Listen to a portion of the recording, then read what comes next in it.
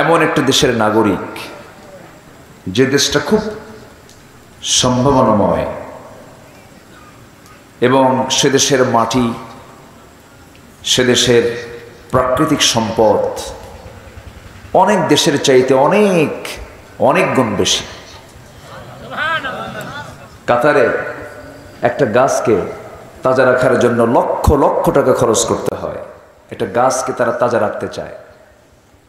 আর আমার দেশের কোনো যত্ন ছাড়াই পুরাটা দেশটাই সবুজে ভরপুর। বলি আলহামদুলিল্লাহ। আমরা সব দিক থেকেই ভালো ছিলাম, সবই ছিল, কিন্তু প্রবলেম কি জানেন?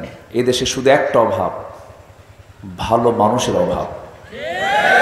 আসতে কয় ঠিক কিনা? ভালো মানুষ তখন হয় যখন ভালো নেতা থাকে।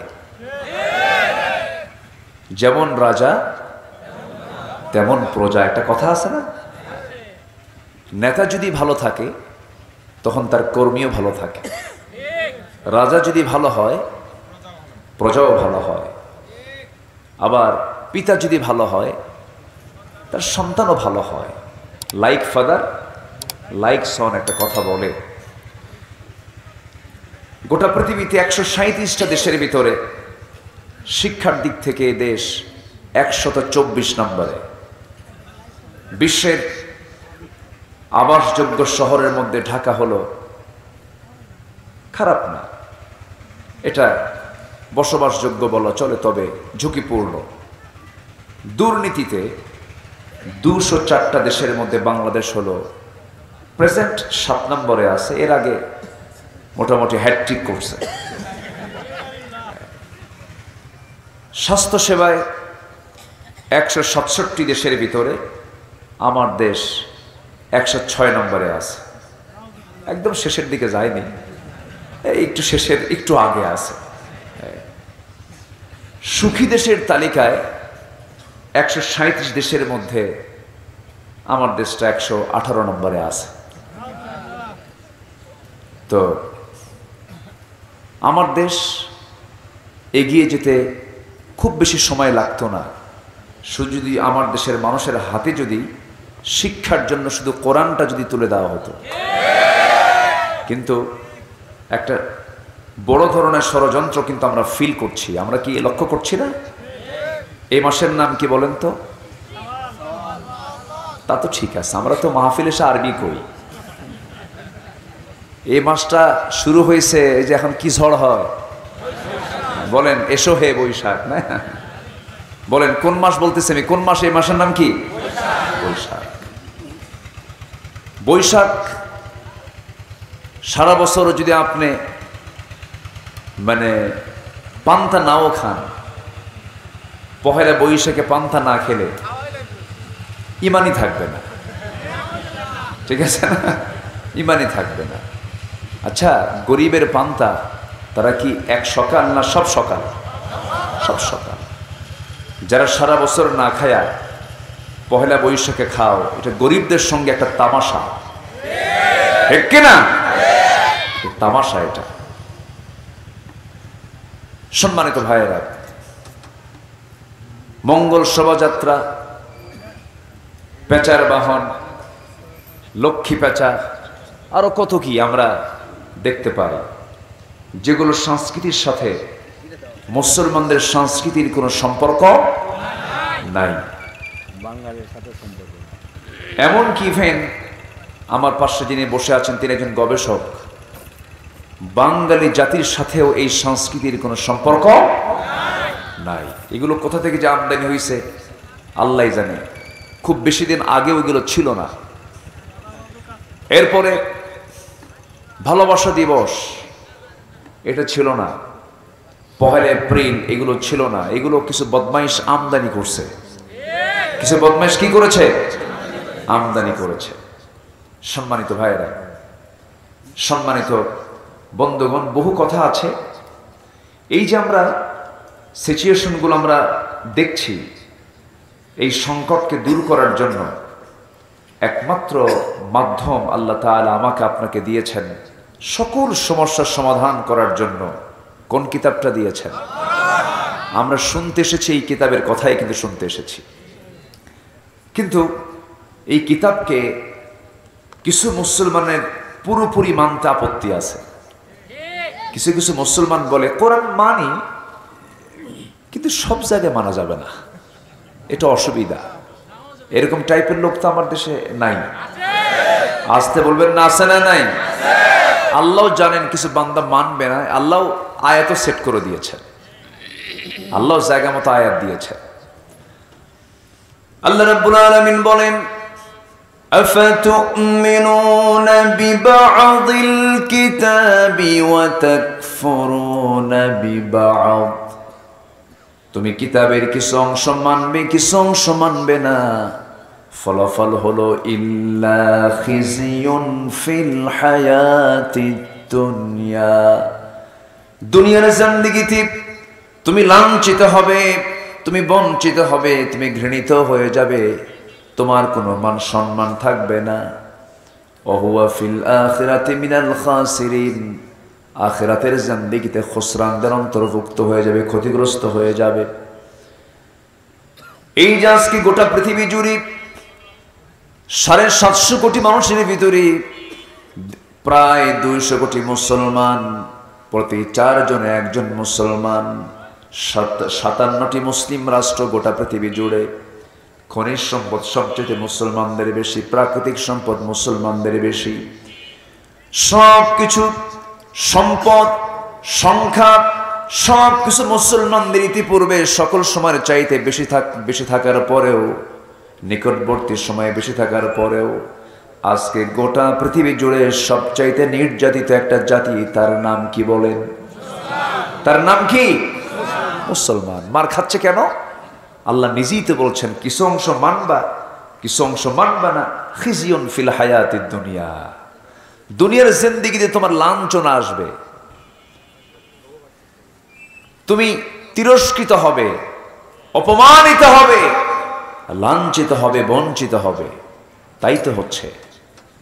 আল্লামা ইকবাল বহু আগে, কত আগে, 19বিংশ শতকের দিকে তিনি বলেছেন, ও জমানে মে মুআজ্জাজ থে হাম মুসলমান হোকর और तुम खारे हुए तारिके कुरआन होकर। সে যুগের মানুষেরা কোরআনে কারীম কি ইত্তেবা করার কারণে, কোরআনে কারীমকে তাজিম করার কারণে, কোরআনে কারীমের আইন কানুনকে মেনে নেওয়ার কারণে গোটা পৃথিবীতে তারা শৌর্য বীর্যের চূড়ান্ত শিখরে অবস্থান করেছিল।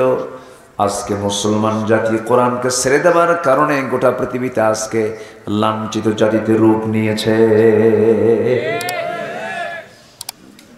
এই জন্য তাফসীর মাহফিলে এসে আমার প্রথম আহ্বান সবার কাছে এটাই থাকবে, আমরা মূল জায়গায় ফিরে আসি। যে নেতা আপনাকে কোরআনের কথা বলবে না, সে নেতার মুখে আমরা থুতু মেরে দেই, ঠিক কিনা? যে নেতা আপনাকে জাহান্নাম থেকে বাঁচাতে পারবে না, সেই নেতৃত্বকে আমরা না বলি। যে নেতা আপনাকে নামাজের জন্য বলবে না, যে নেতা নিজে নামাজ পড়বে না, তার পেছনে আমাদের দৌড়ানোর কোনো দরকার নাই। ভুল বারবার করা যায় না, বারবার ভুল ইমানদার করতে পারে না। লা ইউলদাগুল মুমিন, মুসলমানকে একই গর্তে দুবার দংশন করা যায় না। আমরা ফাঁদে আর পা দেব না। বহু দেখেছি আমরা, দেশ স্বাধীন হয়েছে 71, আজকে কত 2024 সাল। বহু কিছু দেখলাম, কিন্তু ফয়সালা একটাই, মুসলমান ইসলামকে মানলেই শান্তি পাবে। ইসলাম ছাড়া অন্য কোথাও কোনো শান্তি মিলতে পারে। আবার ইসলামে ঢুকতে বলেছেন আল্লাহ তাআলা আংশিক না পুরোপুরি? আসতে বলবেন না, আংশিক না পুরোপুরি? এখানেও বান্দা পুরোপুরি ঢুকবে না, কিছু বান্দা। এই জন্য আল্লাহ তাআলা একদম স্পষ্ট করে একটা আয়াত দিয়েছেন। বলি, আয়াতটা বলি। আল্লাহ রাব্বুল আলামিন বলেন, ইয়া আইয়ুহাল্লাযীনা আমানু দুখুলু ফিস সিলমি কাফা ওয়ালা তাত্তাবিউ খুতুওয়াতিশ শাইতান ইন্নাহু লাকুম আদুউম মুবিন। জোরে বলুন আল্লাহু আকবার। ইসলামের ভিতরে পুরোপুরি দাখিল হয়ে যাও, আংশিক ঢুকবে না তা হবে না, তোমাকে পুরোপুরি ইসলামকে মানতে হবে। আল্লাহ তাআলা এটাও সুন্দর করে স্পষ্ট করে দিয়েছেন। আমার বন্ধুগণ, আল্লাহ রাব্বুল আলামিন আবার জীবন বিধান হিসাবে ইসলামকে ছেড়ে দিয়ে অন্য কোন জীবন বিধানকে গ্রহণ করলে তার ফলাফল কি হবে তাও ক্লিয়ার করে দিয়েছেন। যারা পারেন ঠোঁট মিলিয়ে বলুন, ওয়ামান ইয়াবতাগি গায়রাল ইসলামি দীনান ফালান ইউকবালা মিনহু ওয়া হুয়া ফিল আখিরাতি মিনাল খাসিরিন। জীবন বিধান হিসাবে, দল হিসাবে, তন্ত্রমন্ত্র হিসাবে ইসলামকে ছেড়ে দিয়ে যারা অন্য কোন দিনকে গ্রহণ করবে, অন্য কোন মতবাদকে গ্রহণ করবে, অন্য কোন ইসলামকে গ্রহণ করবে, ওই সমস্ত ব্যক্তির ব্যাপারে আল্লাহ রাব্বুল আলামিন সুস্পষ্ট কথা জানিয়ে দিচ্ছেন, ফালাই ইউকবালা মিনহু, তার কোন আমল আমার দরবারে কবুল হবে না। তার নামাজ কবুল হবে না, তার রোজা কবুল হবে না, তার হজ কবুল হবে না, তার কোন দান সদকা কবুল হবে না, যতক্ষণ না জীবন বিধান হিসেবে ইসলামকে সে না মেনে নেবে। ইসলামের বিরুদ্ধে বহু জীবন বিধান আমার আপনার চোখেই দুনিয়াতে আসে না নাই? বলেন, আসতে বলবেন না, আসে না নাই? ইসলামের বিরুদ্ধে আরো আইন আসে না নাই? বলেন, আছে। আমি আপনি যে মাহফিল এসেছি, আমরা রাস্তা হেঁটে এসেছি আল্লাহর আইনে না, বান্দার আইনে। বান্দার আইনে আসছি, আল্লাহর আইনে কেমনে আসলাম? আমি আপনি যখন মাহফিলের উদ্দেশ্যে রওনা দিয়েছি, আমি রওনা দিয়েছি চিটাগাং থেকে, হাজারবার চেষ্টা করলাম, আমি পারতাম না ডান দিকে আসবো আমি, কারণ এদেশের ট্রাফিক নিয়মটা হলো ডানে চলো না বামে চলো। বামে চলো, আমাকে বামে আসতে হয়েছে, কারণ আমার দেশে আইনটা চালু আছে আল্লাহর না বান্দার। আজ থেকে আল্লাহর না বান্দার? বান্দার। আল্লাহর আইন যদি চালু থাকতো, আমাদের রাস্তায় চলাচলটা ডান দিকেই হতো, ডান দিকে আমরা চলতাম। ইসলাম তো ডান দিকেই চলতে বলে। আমার বন্ধুগণ, এখন প্রশ্ন হলো, যদি কোনো বান্দা আল্লাহর আইনকে না মেনে অন্য কোন আইনকে মেনে নেয়, বিশ্বাস করে নেয়, তার ঈমান আছে না গেছে? এখন আমাদের উপরে চাপিয়ে দিয়েছে, সেটা ভিন্ন কথা, কিন্তু সে আইনকে কখনো মেনে নেওয়া যাবে? আসতে বলবেন না, মেনে নেওয়া যাবে না। গোটা পৃথিবী জুড়ে ইসলামের বিরুদ্ধে 70 থেকে 80টি মানব রচিত মতবাদ আছে। গোটা পৃথিবীর 210টা দেশ, 2 শতাধিক দেশকে আপনি যদি রিসার্চ করেন, খুঁজে বের করতে চান কোন দেশে কোন আইনগুলো আছে, গোটা পৃথিবীতে আজকে 70 থেকে 80টি হিউম্যান ল আছে, মানব রচিত মতবাদ আছে। এই সমস্ত মতবাদগুলোর মূল লক্ষ্য হলো ইসলামকে দাবিয়ে রেখে সেই মতবাদকে তারা উপরে তুলতে চায়। আমার দেশে এমন মতবাদগুলো আছে না নাই? বলেন, আসতে বলবেন না, আছে না নাই?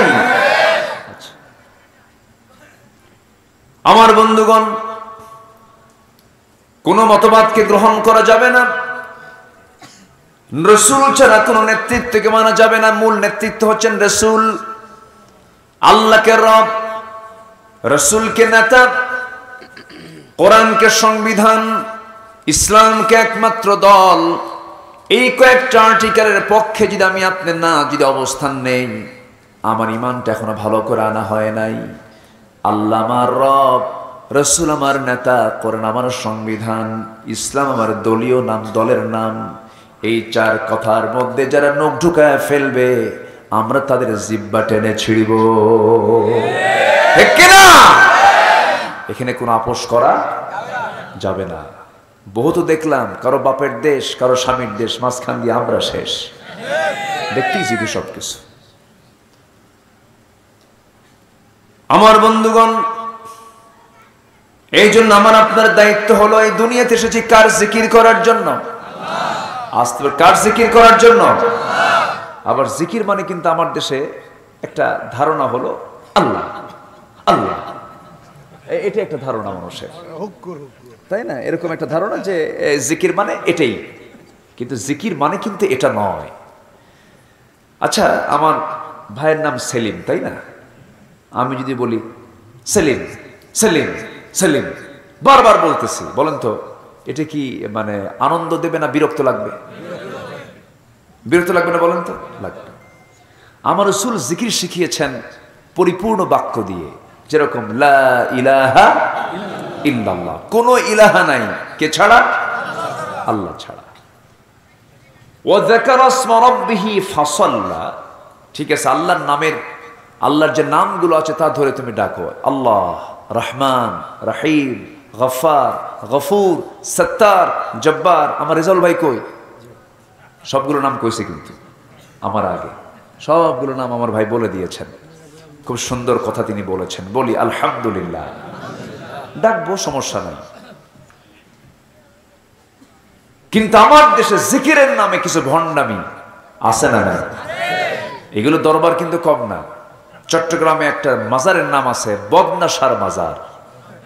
বদনাশা, ওই যে যেটা বাথরুমে বদনা ইউজ করে না, বদনাশা। রাজশাহীতে আছে বিড়াল শাহের মাজার। বিড়াল দহ আছে না? বিড়াল বিড়াল বিড়াল দহের মাজার আছে না? তাহলে এখানে বিড়াল, ওখানে বদনা। আরেকটা আছে কুত্তাশার মাজার। আরেক জায়গা আছে সাইল ডাইল রহমতুল্লাহের মাজার। জোরে বলি নাউজুবিল্লাহ। এগুলো কিন্তু কম না।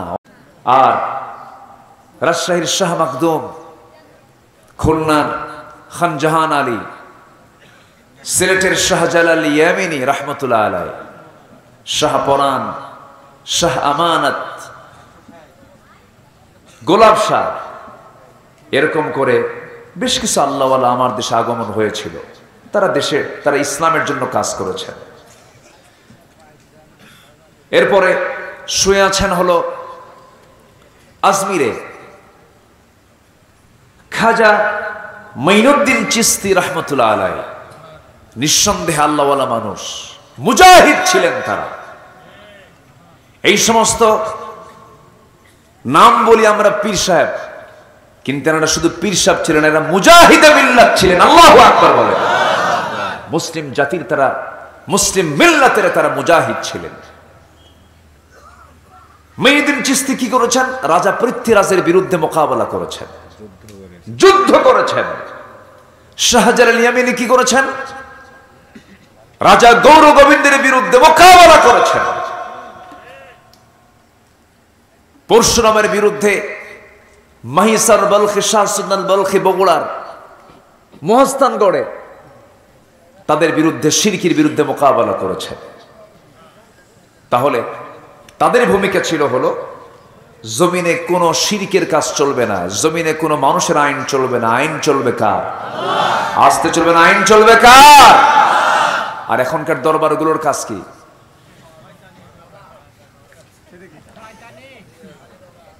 এখনকার দরবারগুলো ভণ্ডামি দিয়ে অধিকাংশ দরবারগুলো ভরে গেছে, ঠিক কিনা বলে? এখন ওই মাজারগুলোতে দেখবেন কিছু পাগল বসে থাকে। পাগল তো না, পাগলের ভান ধরে বসে থাকে, জটওয়ালা, গাজাওয়ালা। হ্যাঁ, এত গাজা খায়, মানে গাজার গন্ধে, গাজার ধোঁয়ায় মশা পর্যন্ত বিরক্ত। এরকম একটা ভান ধরে, কিচ্ছু না, খালি 1.5 হাত লাঠির দরকার। আসতে বলুন, জোরে বলেন ঠিক কিনা? 1.5 হাত লাঠি দরকার। একটা অসামাজিক, ব্যক্তিত্বহীন, মস্তিষ্ক বিকৃত পাগল কখনো আল্লাহওয়ালা হতে পারে না। যিনি আল্লাহওয়ালা হবেন তিনি হবেন একজন সেরা ব্যক্তিত্ব সম্পন্ন মানুষ। তার পোশাক, তার প্রেজেন্টেশন, তার কথা, তার চলাফেরা, তার পারিবারিক জীবন, তার সামাজিক জীবন সবচেয়ে উন্নত মানের হবে। তিনি হবেন আল্লাহওয়ালা। আল্লাহু আকবার বলেন। রাসূল কেমন ছিলেন না? রাসূল তেমনই ছিলেন। আম্মা জান আয়েশা বলেন, আমি আমার রাসূলের চুল কখনো এলোমেলো পাই নাই। আমার নবীজির পকেটের ভিতরে 3টা জিনিস থাকতো, মুস্তন চিরুনি থাকতো, মেসওয়াক থাকতো। চুলগুলো এলোমেলো হয়ে যেত, চিরুনি দিয়ে আঁচড়ায় নিতেন। তিনি এত পরিমাণ সুগন্ধি ব্যবহার করতেন, ঢেলে নিতেন আতর হাতের ভিতরে, হাতের তালুতে ঢেলে নিতেন। এত পরিমাণ আতরও দিতেন, রাসূলকে কোনো কিছু দিলে, কোনো হাদিয়া দিলে পরে বেশি হলে ফেরত দিতেন, বলতেন দরকার নাই, প্রয়োজন হবে না আমার। কিন্তু আতর যত দেওয়া হতো রাসূল কখনো মানা করতেন না, নিতেন, দিতেন। জোরে বলেন সুবহানাল্লাহ। আর এই যে এদের হাতে আতর নাই, গাজার কলকি, এগুলোকে প্রমোট করছে, এই দরবারগুলোকে প্রমোট করছে কিছু বাম রামেরা, আছে না নাই? প্রমোট করছে। এরা বলে তোমরা কোরআন পড়ো 30 পারা, আমাদের কোরআন 90 পারা। ওদের কোরআন নাকি 90 পারা। খুব বদমাইশ এরা, কিন্তু খুব সতর্ক থাকতে হবে। এরা ঈমান ছিনতাইকারী। এরা কি ছিনতাইকারী বলেন? ঈমান ছিনতাইকারী। এদের ধারে পাশে আমরা যাব না। জিকির করব আমরা নবীর পদ্ধতি অনুযায়ী। জোরে বলি ইনশাআল্লাহ। জিকির করার দরকার আছে না নাই? জিকিরটা কি আমি এটা একটু ব্যাখ্যা আজকে আমি দিতে চাচ্ছি। একটা রাতে তো একটা পয়েন্ট নিয়ে কথা বলতেই তো সময় চলে যায়। সম্মানিত ভাইয়েরা, জিকির একটি ব্যাপক শব্দের নাম। এই কিতাব যে আমরা শুনতে এসেছি, এই কিতাবের নামও কিন্তু জিকির। এই কিতাবের নাম কি? জিকির। জিকির এই কিতাবের নামও একটা কি বলেন? জিকির। আল্লাহ রাব্বুল আলামিন বলেন, ফাআইনা তাযহাবুন ইন হুয়া ইল্লা যিকরুল লিল আলামিন লিমান শাআ মিনকুম আন ইয়াস্তাকিম ওয়া মা তাশাউনা ইল্লা আন ইয়াশা আল্লাহু রাব্বুল আলামিন। আল্লাহ রাব্বুল আলামিন বান্দাকে প্রশ্ন করছেন, ফাইনা তাযহাবুন, কোথায় দৌড়াও, কোথায় লাফাও? জিকির করতে করতে পায়জামা থাকে না, জিকির করতে করতে লাফ মেরে আম গাছে ওঠে, জাম গাছে ওঠে, ভুল করে বড়ই গাছে ওঠে না। বড়ই গাছে কাটা আছে, হোঁসটা ঠিকই আছে, আছে না নাই? সেদিন দেখি কোথায় যেন এক এরকম জালসার ভিতরে কোন এক মুরিদ ফানাফিল্লা হয়ে গেছে, মানে ভুলে, মানে নিজে একদম হেরে গেছে, মানে ইশকে দেওয়ানা হয়ে গেছে। হঠাৎ করে লাফ মেরে দেখি এরকম লম্বা প্রায় 20 ফিট 15 ফিট উঁচা চিকন বাঁশের আগায় যে বসে আছে ওখানে, মানে জিকিরের ঠেলায় একদম বাঁশের আগায়। তো ভাবলাম যে বাঁশের আগায় যে উঠলো, নিশ্চিত এটা ছোট্টবেলায় নারিকেল আর ডাব ছড়ছিল, সুপারি ছড়ছিল। আশ্চর্য কথা, আপনি নাস্তিকদের হাসির পাত্র হবেন কেন? নাস্তিকের এগুলো দেখে হাসে। ইসলাম তো এগুলো না, ইসলাম বাস্তব ভিত্তিক একটি জীবন বিধান। আল্লাহু আকবার বলেন।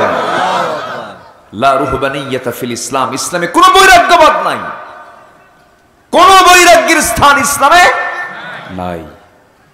এক সাহাবী বলছেন, ইয়া রাসূলুল্লাহ, আমার মন চায় আমি খোজা হয়ে যাই, পুরুষত্ব নষ্ট করে ফেলি, মন চায় আমি স্ত্রীকে ছেড়ে দেই, বনে চলে যাই, হেরে যাই, আল্লাহর প্রেমে মশগুল হয়ে যাই। রাসূল মুস্কি হাসি মেরে বলেন, সাহাবী তুমি কি বলো, এগুলো পাগলামি কথা, ইসলামে এগুলো নাই। আমার নবীজি বলে দিলেন, বিয়ে আমার সুন্নাহ, সন্তানের মুখে খাবার তুলে দেওয়া সুন্নাহ, সমাজ জীবনে বসবাস করা আমার সুন্নাহ। ইসলামে কোনো বৈরাগ্যের স্থান নাই। আমার উম্মতের বৈরাগ্য হলো জিহাদের ময়দান, ঠিক কিনা? আমার উম্মতের বৈরাগ্য কি? জিহাদের ময়দান। সম্মানিত ভাইয়েরা, আমি সূরা তাহা থেকে, কোন সূরা বলেন তো? তাহা। সূরা তাহা থেকে আমি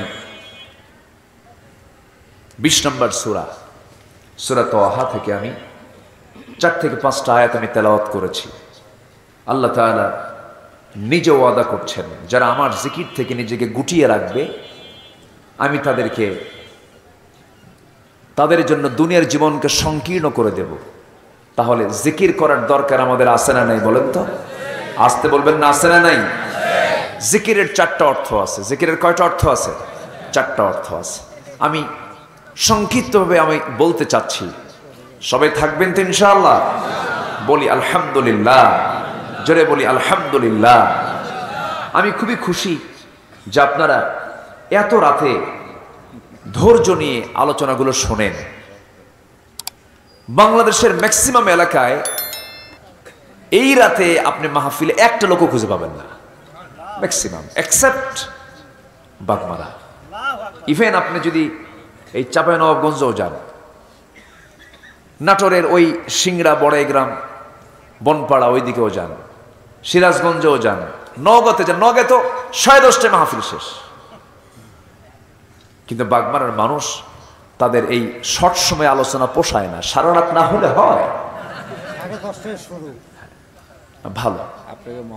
একদিকে এটা খুব ভালো কাজ, আলহামদুলিল্লাহ। কারণ সাধারণ মানুষ রাতের বেলা ঘুমাবে, আল্লাহওয়ালা রাতের বেলা জেগে জেগে আল্লাহর সঙ্গে মহব্বত করবে। বলি আলহামদুলিল্লাহ। রাত যত জাগে আল্লাহওয়ালার চোখ তত খোলে, ভালো লক্ষণ। ফজর যেন কাজা না হয়, মনে থাকবে তো সবাই। ফজর কাজা হলে কিন্তু সব শেষ হয়ে যাবে, শেষ হয়ে যায়। জি আলহামদুলিল্লাহ, ফজরও শেষ, ফজর পর্যন্ত আলোচনা হয়, এরকমও শুনেছি আমি। সম্মানিত ভাইয়েরা, তাহলে জিকিরের মোটামুটি কয়টা অর্থ বলেন তো? 4টা অর্থ। তাহলে একটা জিকির অর্থ কিন্তু আমরা জানলাম। জিকির মানে হলো কি তেলাওয়াত করা বলেন তো? বলেন কি তেলাওয়াত করা বলেন তো? কি তেলাওয়াত করা? কোরআনকে সবে আমরা তেলাওয়াত করি। আজকে সকালে কারা কারা তেলাওয়াত করেছে? আমি হাত তুলতে বলবো না, হাত তুলেন না। সবার কি হাত উঠবে? আসতে বলবেন না, উঠবে? উঠবে না। আমার বন্ধুগণ, যে বান্দার সম্পর্ক কোরআনের সঙ্গে যত বেশি হবে, আল্লাহর সঙ্গে তার সম্পর্ক তত বেশি হয়ে যাবে। আর যে বান্দা কোরআন থেকে নিজেকে গুটিয়ে রাখবে, জিকির থেকে গুটিয়ে রাখবে, আল্লাহ বলছেন ওয়ামান আ'রাদা আন যিকরি ফাইন্না লাহু মাঈশাতান দানকা ওয়া নাহশুরুহু ইয়াওমাল কিয়ামাতি আ'মা। জোরে বলুন আল্লাহু আকবার। আল্লাহ কি ভয়ঙ্কর কথা বলে দিলেন, মারাত্মক কথা বললেন, চোখে পানি চলে আসছে অনেক আলেম ওলামা যারা বসে আছেন এখানে। আমার বন্ধুগণ, একটা মাদ্রাসার উদ্যোগে আজকে মাহফিল, যে মাদ্রাসার মূল সিলেবাস হলো, সবাই বলেন কি মূল সিলেবাসটা? কি কি কাম হলো এটা? আল্লাহু আকবার। সারসে কাম জেনারেটর আছে, হয়ে যাবে।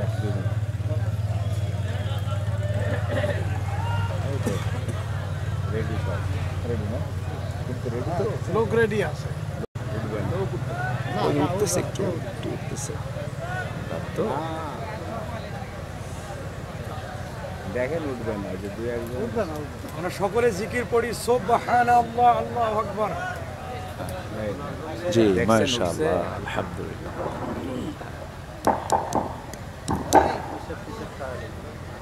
জি, আমরা একটু বিরতিতে ছিলাম। আমার দেশে তো বিদ্যুৎ যায় না।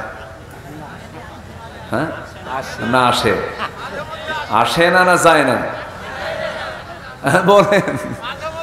হ্যাঁ,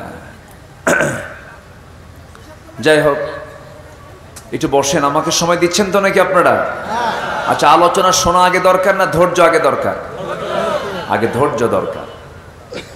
আমরা ধৈর্য নিয়ে শুনবো এবং আমরা দোয়া করে দ্রুত যেন বিদ্যুৎ চলে আসে। একটা সাইড সাউন্ড হয় তো, মেশিনের একটা সাউন্ড হচ্ছে, একটু ডিস্টার্ব হয়, একটা শব্দ দূষণ হয়।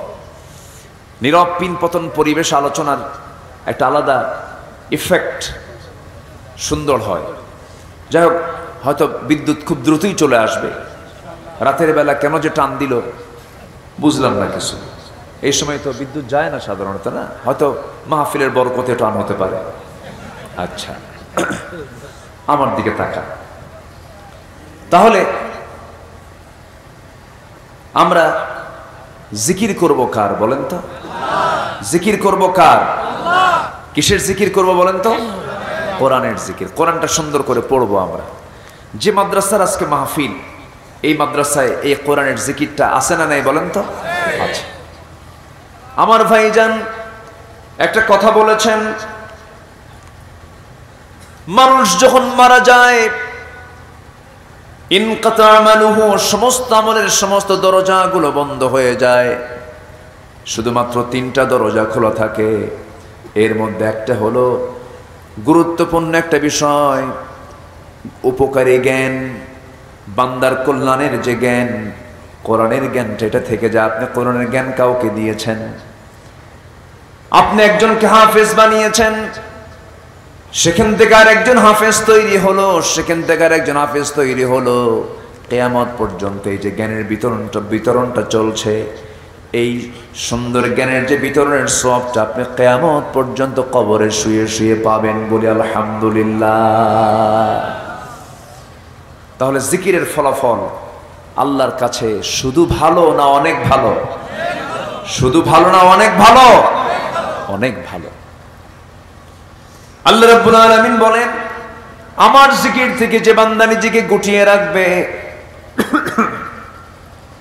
যে বান্দা গুটিয়ে রাখবে, وَمَنْ أَعْرَضَ عَنْ ذِكْرِي فَإِنَّ لَهُ مَعِيشَةً ضَنكًا وَنَحْشُرُهُ يَوْمَ الْقِيَامَةِ أَعْمَى। আমার জিকির থেকে যে বান্দা নিজেকে গুটিয়ে রাখবে, 1 নাম্বার আমি আল্লাহ রাব্বুল আলামিন তার দুনিয়ার জীবনকে আমি সংকীর্ণ করে দেব। দুনিয়ার জীবনটা তার জন্য বড় কষ্টকর হয়ে যাবে। পরিবারের সুখ থাকবে না, তার দেহের সুখ থাকবে না, সমাজে তার সুখ থাকবে না, সব জায়গায় সে অশান্তির আগুনে দাউ দাউ করে জ্বলবে। হাজার হাজার কোটি টাকার মালিক, কিন্তু রাতের বেলা ঘুমাতে পারে না, আছে না নাই বলেন?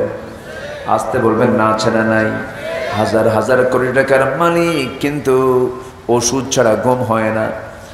হাজার হাজার কোটি টাকার মালিক, ভালো মন্দ কিছু খেতে পারে না।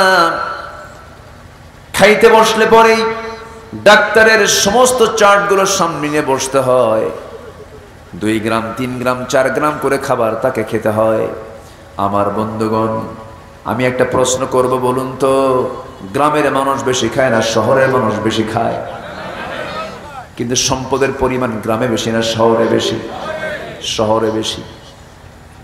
মিলিয়নার, বিলিয়নার, ট্রিলিয়নার, হাজার হাজার কোটি টাকার মালিক, কিন্তু খাইতে বসতে নিলে ফাঁকিবাজি প্লেটে খাইতে বসে। ফ্ল্যাট প্লেট, মানে প্লেটের কোনো তলা নাই, আছে না এরকম প্লেট? কিছু আছে না? ছোট্ট প্লেটে বসে, সামনে 1 কেজি আঙ্গুর ঝুলানো আছে, খাবার প্রস্তুত আছে, কিন্তু কোটি টাকার মালিক খাইতে বসছে কিন্তু খাইতে পারে না। একটা আঙ্গুর খাওয়ার সঙ্গে সঙ্গেই পিএস বলে ফেলে, সহকারী বলে ফেলে, বস একটাই খেতে পারবেন, 2টা আঙ্গুর কিন্তু খাওয়া আপনার হবে না, নচেত ইনসুলিন নিতে হবে। কামসারা খেতে পারে না, একটা খায়া আর ছায়া থেকে আঙ্গুরের দিকে, হাই রে আঙ্গুর, খালি ছায়ে থাকলাম, খাওয়ার কিসমতে নাই আমার। হাজার হাজার কোটি টাকার মালিক খেতে পারছে না। গ্রামের মানুষ যখন খেতে বসে তখন কি প্লেট নিয়ে বসে? কি নিয়ে বসে? গাবলা, গাবলা না কি কইছে এখানে? হ্যাঁ, গাবলা। গাবলা নিয়ে বসে, ডিশ বোল নিয়ে বসে। ওই 100 টাকা 200 টাকা দিয়ে কাম হবে না, 250 গ্রাম দিয়ে কাজ হবে না। মোটামুটি 1 কেজি চালের পান্তা নিয়ে বসে সকালবেলা, পুরা গাবলা মেরে দিল, 2-3টা পেঁয়াজ সহকারে।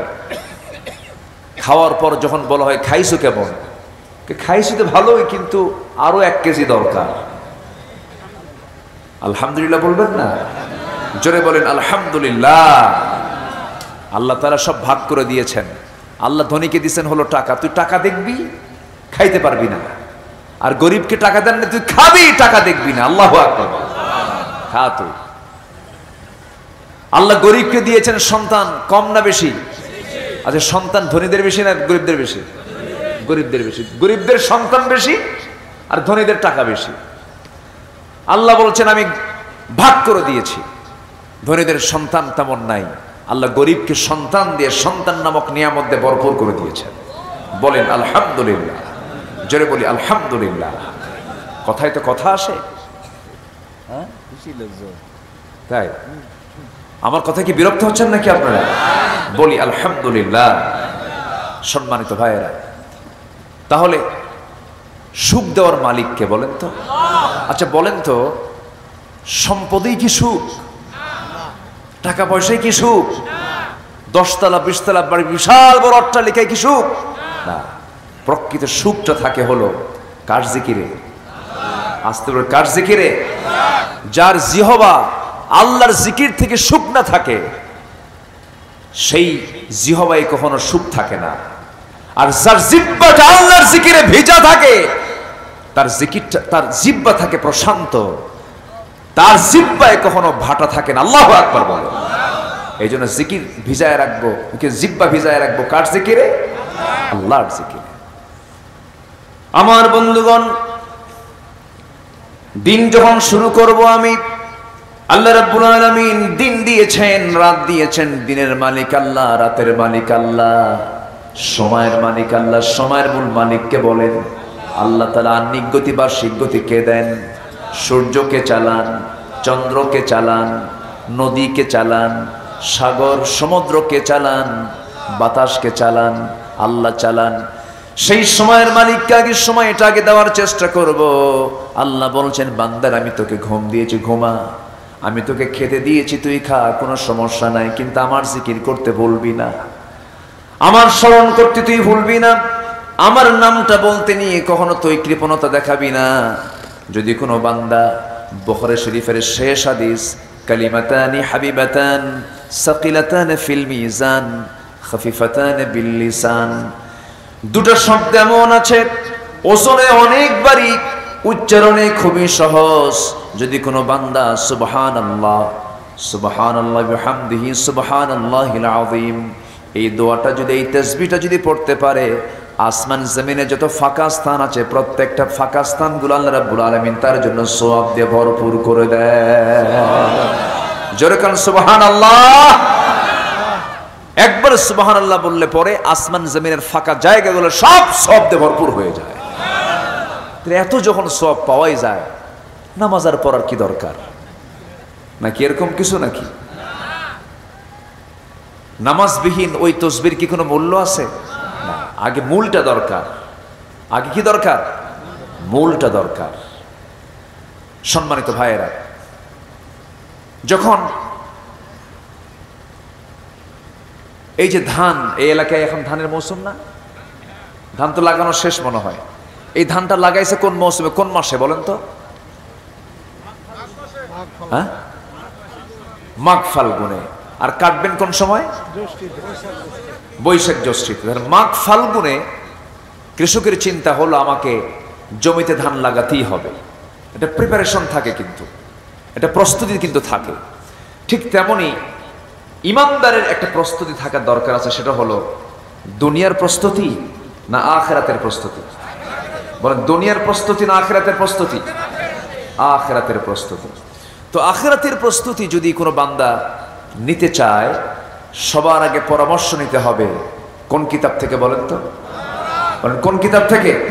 কোরআন থেকে। 1 নম্বর প্রস্তুতি হলো, আমি যেটা নিয়ে আজকে আমি আলোচনা করতে চাচ্ছি, একটা অর্থ বলেও দিয়েছে জিকিরের 4টা অর্থ, এর মধ্যে একটা অর্থ হলো কি? তেলাওয়াত করা। বলেন তো? কোরআন তেলাওয়াত করা। এটা একটা প্রস্তুতি। কারণ আমার মৃত্যুর সঙ্গে সঙ্গে আমার সাথে কেউ থাকবে না। কে ছাড়া? আসতে বলবেন না, কে ছাড়া? আল্লাহ ছাড়া। আমার বন্ধুগণ, এই দুনিয়া ছেড়ে আমিও চলে যাব, আপনিও চলে যাবেন, কিন্তু আখিরাতের প্রস্তুতি আমি কি নিলাম, এটা আমার আপনার জন্য সবচেয়ে বড় চিন্তার বিষয়। রাসূলকে প্রশ্ন করা হলো, আজকে দুপুরবেলা একটা জানাজায় ছিলাম, আমার এক আত্মীয় দুনিয়া থেকে বিদায় নিয়েছেন। জানাজা পূর্ব একটা আলোচনার ভিতরে আমি হাদিসটা আমি বলে ফেললাম। রাসূলকে প্রশ্ন করা হলো, মান আকিয়াসুন নাস ওয়া হাজামুন নাস ইয়া রাসূলুল্লাহ, হে রাসূল আপনি বলুন সবচেয়ে চালাক লোকটাকে, সবচেয়ে বিচক্ষণ লোকটাকে? রাসূল বলে ফেললেন قال أكثركم ذكرا للموت وأكثرهم استعدادا। বান্দার মধ্যে সেই বান্দি সবচেয়ে বিচক্ষণ এবং চালাক যে লোকটা বারবার মৃত্যুর কথা স্মরণ করে, বারবার মৃত্যুর কথা স্মরণ করে।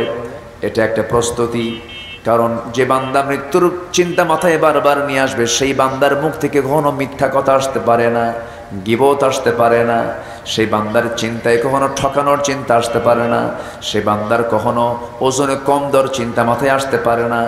একমাত্র মৃত্যু চিন্তা মানুষকে আল্লাহওয়ালা বানায়া দেয়, ঠিক কি না? কি বানায়া দেয়? আল্লাহওয়ালা বানায়া দেয়। আমার বন্ধুগণ, একটু কান লাগিয়ে কথাগুলো শুনি আমরা।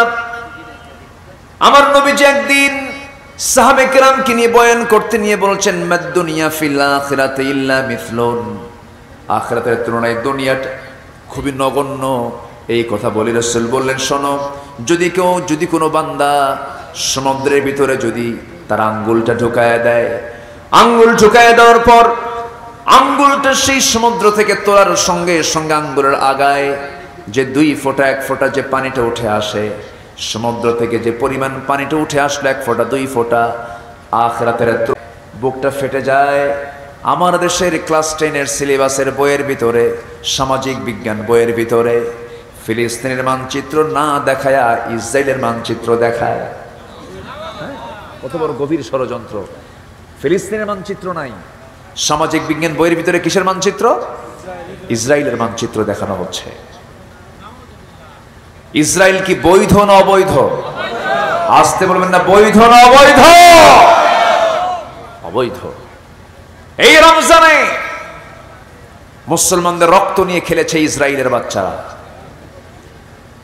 মুসলমানদের প্রথম কিবলা বাইতুল আকসা, এই বাইতুল আকসা আজকে তারা অবরুদ্ধ করে রেখেছে। এই সমস্ত বাতিল ইহুদি নাসারা ইসলামের শত্রু যারা, তাদের বিরুদ্ধে আমাদের মোকাবেলা করার দরকার আছে না নাই? এই মোকাবেলায় যারা জান এবং মাল দিচ্ছে, আল্লাহ তাদের কি দিবেন? আল্লাহ তাদের কি দিবেন? জান্নাত দিবেন। সম্মানিত ভাইয়েরা, ফিলিস্তিন ইসরায়েল হামলা করে, আর আমার দেশের কিছু পেট্রোল হুজুর, পেট্রোল ডলার কিছু হুজুররা বলে যে ওদের এরকম করে অতর্কিত হামলা করার কি দরকার ছিল? যুগের পরে যুগ ইসরায়েল ফিলিস্তিনকে হামলা করছে, একটা কথা বলে না। সম্মানিত ভাইয়েরা, আল্লাহ তাআলা বলছেন বান্দা তুই আমার পথে দিনকে বিজয়ী করার জন্য জান এবং মাল দিবি, আমি তোকে জান্নাত বুঝাই দেবো। যা, যেরকম সুবহানাল্লাহ।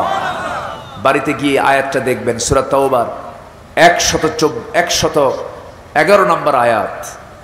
আল্লাহ রাব্বুল আলামিন বলেন ইন্নাল্লাহা আশতারা মিনাল মুমিনিনা আনফুসাহুম ওয়া আমওয়ালাহুম বিআন্না লাহুমুল জান্নাহ يقاتلون في سبيل الله فيقتلون ويقتلون وعدا عليه حقا في التوراة والإنجيل জোরে বলুন আল্লাহু আকবার। আল্লাহ রাব্বুল আলামিন মুমিনের জান এবং মালকে জান্নাতের বিনিময়ে কিনে নিয়েছেন। আর কি করবে? আল্লাহর পথে সংগ্রাম করবে, নিজেরা শহীদ হয়ে যাবে, অন্যকে দুনিয়া থেকে বিদায় করে দেবে। সাহাবা কেরামদের মধ্যে কি আকাঙ্ক্ষা কাজ করেছে? একজন অন্ধ সাহাবীর কথা মনে হয়ে গেল।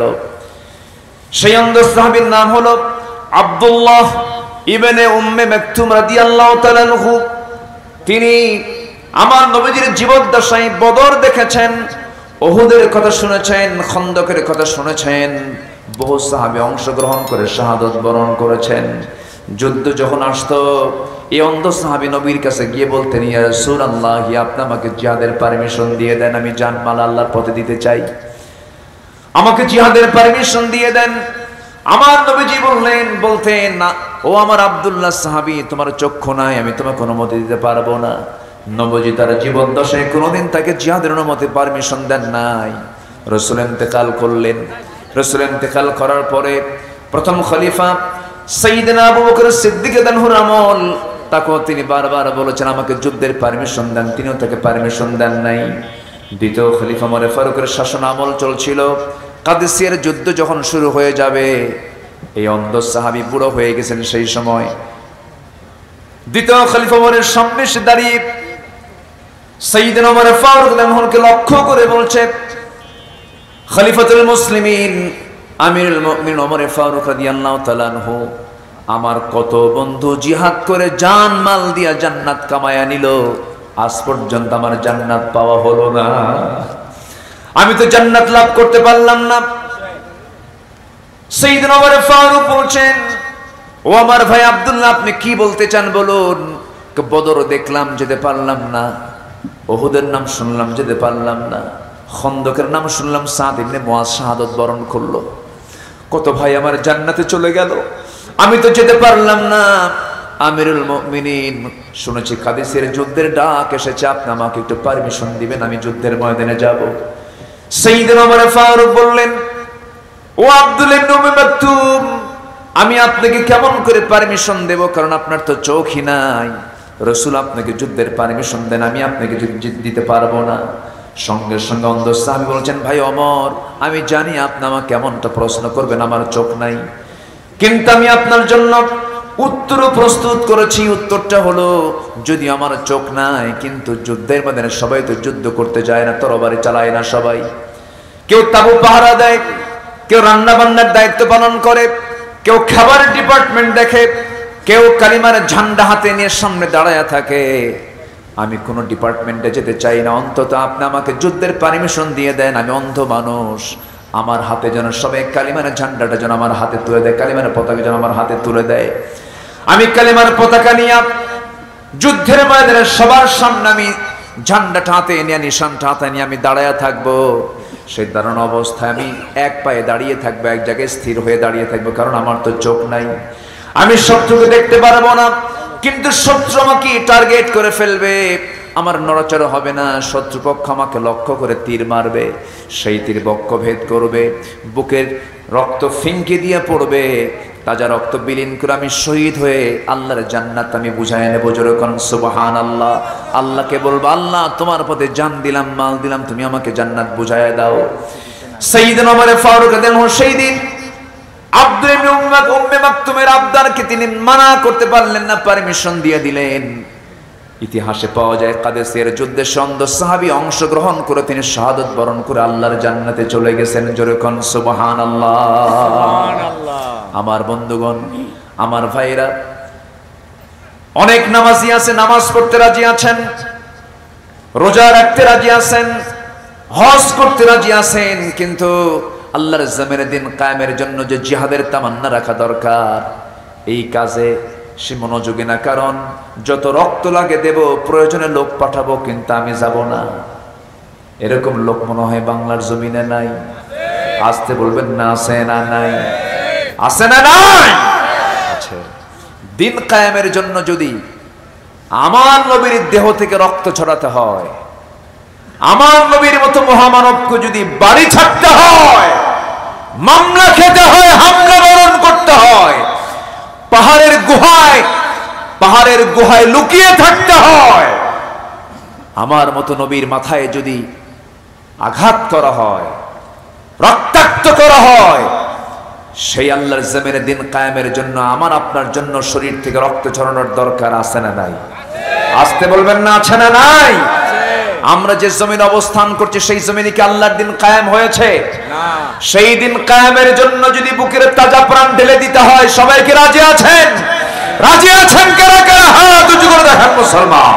নারে তাকবীর, আল্লাহু আকবার। নারে তাকবীর, আল্লাহু আকবার। আমার নেতা তোমার নেতা, বিশ্বনবী মুস্তাফা। আমার নেতা তোমার নেতা, বিশ্বনবী মুস্তাফা। আল কোরআনের আলো, ঘরে ঘরে আলো। আল কোরআনের আলো, ঘরে ঘরে আলো। আল্লাহ তুমি সবার হাতকে কবুল করো। জোরে বলি আমিন। আরো জোরে আমিন। সম্মানিত ভাইয়েরা, সম্মানিত বন্ধুগণ, মুনাফিক চিহ্নিত হয়েছে নামাজে নয়, মুনাফিক চিহ্নিত হয়েছে দান সদকায় নয়, মুনাফিক চিহ্নিত হয়েছে পোশাকে নয়, মুনাফিক চিহ্নিত হয়েছে যুগে যুগে জিহাদের ময়দানে, মাঠে ময়দানে কারা কাজ করেছে আর কারা কাজ করে নয়। একই আলেম, কিছু আলেম জেলখানায় তাদের খাবার জোটে, আবার একই আলেম একই কোরআন হাদিস পড়েছে, তারা সরকারের টাকায় তারা হজ করতে যায়। আসতে বলে, আসতে বলে, ঠিক কিনা বলেন?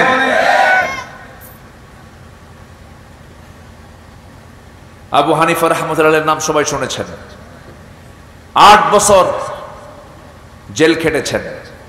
তার যুগে কি আরো আলেম ছিল না? আজ থেকে তার যুগে কি আরো আলেম ছিল না? কিন্তু আবু হানিফার মৃত্যু হয়েছে বাড়িতে না জেলখানায়? বাড়িতে না জেলখানায়? জেলখানায়। কত বড় আলেম তিনি ছিলেন, আল্লাহু আকবার। তিনি বলেছেন, ইদা সাহহাল হাদিস ফাহুয়া মাযহাবি। কি উদার চিত্তের কথা! তুমি যদি কোনো সহিহ হাদিস পেয়ে যাও, এটাই আমার মাযহাব। আল্লাহু আকবার বলেন। আবার না বুঝে অনেকে আবু হানিফা রাহমাতুল্লাহকে গালিগালাজ দেন, না বুঝে, না জেনে, অথচ তার কথা প্রসিদ্ধ কথা, ইদা সাহহাল হাদিস ফাহুয়া মাযহাবি। যখন তুমি কোনো হাদিস সহিহ পেয়ে যাবে, ওটাই আমার মাযহাব। আল্লাহু আকবার বলেন। কোন আলেম কখনো কৃপণ হতে পারে না, কিন্তু আমার দেশে উদার আলেমের পরিমাণ বেশি না কৃপণ আলেমের পরিমাণ বেশি? আলেমের মুখের ভাষা দেখে মনে হয় কি জানেন? আলেমের কিছু আলেমের মুখের ভাষা দেখে মনে হয় সুইপারদের মুখের ভাষার মতো, ঠিক কিনা? নোংরা আছে না ভাষা? কি নোংরা ভাষায় কথা বলে। একজন বড় আলেম কখনো এই জাতীয় কথা বলতে পারে না যে ও কি জানে, ও মূর্খ, ওর কি এলেম কালাম আছে। এই জাতীয় কথা একজন গভীর জ্ঞানী আমল একজন আলেম কখনো বলতে পারে না, ঠিক কিনা? করতো কোনো এলেমই নাই, ও জাহেল, ও মূর্খ। এই জাতীয় কথাগুলো একদম পাবলিক প্লেসে বলে ফেলে। হ্যাঁ, আপনি তাকে ভুল পাচ্ছেন, আপনি তাকে কাছে ডাকেন, পার্সোনালি আপনি তাকে ইনফর্ম করেন, তাকে আপনি তথ্য দেন, আপনি তাকে জানান, বলেন, বলেন, বুঝান। কিন্তু একজন কয় গরু, আরেকজন কয় ছাগল। এই সমস্ত আচরণ আমার দেশের কিছু কিছু আলেমদের মুখ থেকে এগুলো কথাগুলো বের হয়, এটা অপ্রত্যাশিত, অকল্পনীয়। এটা আমরা কল্পনাও করতে পারি না। কিন্তু এই সমস্ত কথাগুলো কিছু কিছু আলেমদের মুখ থেকে বের হচ্ছে কিনা বলেন? এটা কি ইসলামের জন্য কল্যাণ না অকল্যাণ? কল্যাণ না অকল্যাণ? তারাবির নামাজ 8 রাকাত আর 20 রাকাত নিয়ে, এরপরে ফরজ নামাজের পরে মোনাজাত করার না করা নিয়ে, বেতের নামাজ 1 রাকাত আর 3 রাকাত নিয়ে, হাতে হাত বাঁধা, বুকে আর নাভিতে হাত বাঁধা নিয়ে, এই সমস্ত বিষয় নিয়ে আজকে বাহাস দরকার না সমাজে যাকাত চালু করে সুদ বন্ধ করার জন্য আন্দোলন করা দরকার?